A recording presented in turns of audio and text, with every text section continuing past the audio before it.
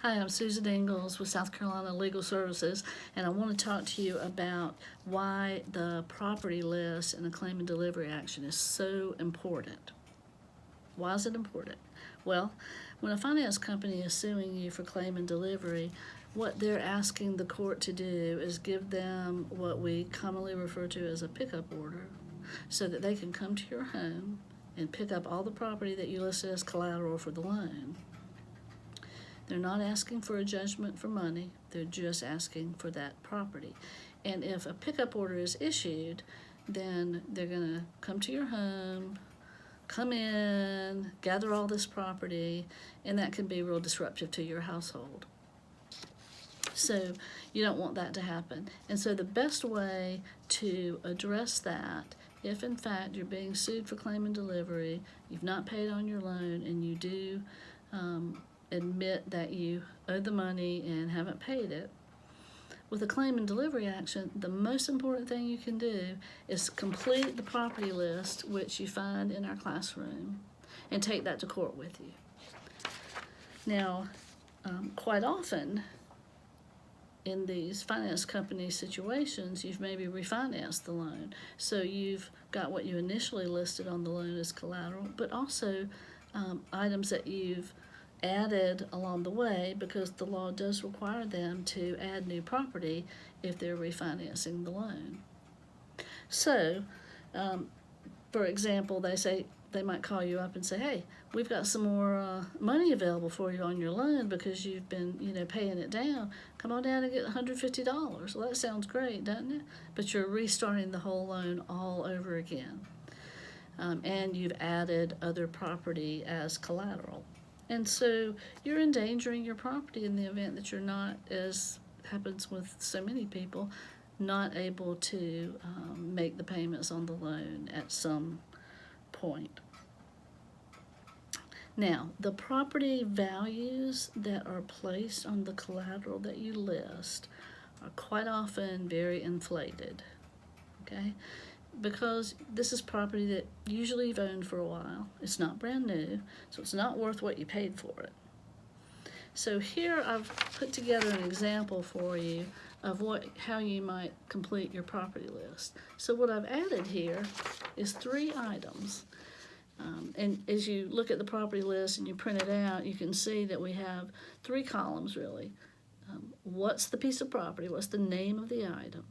What's the value of the item as it's listed in the affidavit and complaint that the finance company has filed? And number 3, what's the real current value of the property? So why do we need to list both of those values? Well, the reason is that if you don't have the property anymore, then you're not going to get in trouble for not having it, but they can get a judgment for an amount of money that is the value of that property. So they might get a pickup order for what you still have, but anything you don't have, they can get a judgment for the value of that item. So for example, if you got a loan 3 years ago and you put a DVD player up as collateral on that loan, and in my example here, I had that listed at a value of $100. It may or may not have been worth $100. But now, 3 years later, it's certainly not worth $100, and you can probably go buy one online or at a local big box store for $15. So that's what it's really worth. So in your property list, you put DVD player. It's $100 as listed in the loan, but right now it's worth $15. The other 2 items I have are a PlayStation, which is a big item that's often on these loans as collateral. $300 is what's listed in the affidavit and complaint. But 3 years later, this particular PlayStation worth $50, because that's what you can buy it for at a used computer store, gaming store. The third example item that I've listed is a weed whacker. Lots of times yard equipment and tools are listed as collateral. Well, brand new weed whacker, when you bought it, you might have bought it for $150, so that's what's put on the list. But what's it worth now? If it even works, you might still have it, but might not even be working. $25. So what you're going to have to do for the items that you do have, I recommend that you just bring them to court and say, here they are. Unless you're going to start paying the loan again. I would just bring the items to court.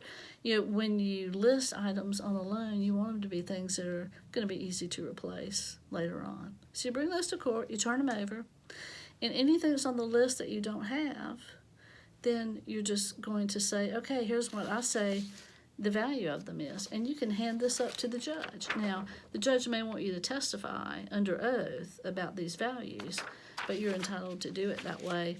And you want to have done your research a little bit and have some printouts of what you can buy these things for on Craigslist, eBay, or at your local big box store. So that's what you want to do with your property list. Very important in a claim and delivery action. Thanks for watching.